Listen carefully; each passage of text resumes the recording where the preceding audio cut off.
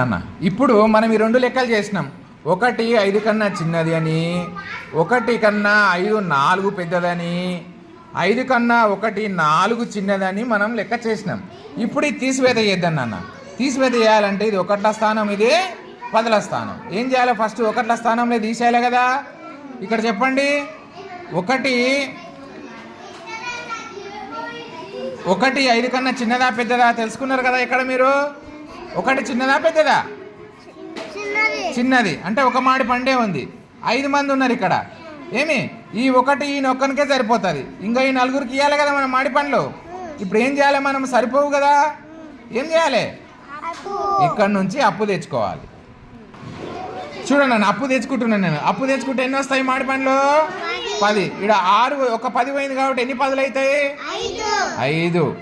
నేను 10 గీసుకుంటున్నా. చూడండి నాన్న, నేను 10 అప్పు తెచ్చుకున్నా కదా. 10 మాడి పండ్లు గీసుకున్నా. ఆల్రెడీ మన దగ్గర ఒకటి ఉంది. మొత్తం ఈ 10 11 ఉన్నాయి మన దగ్గర.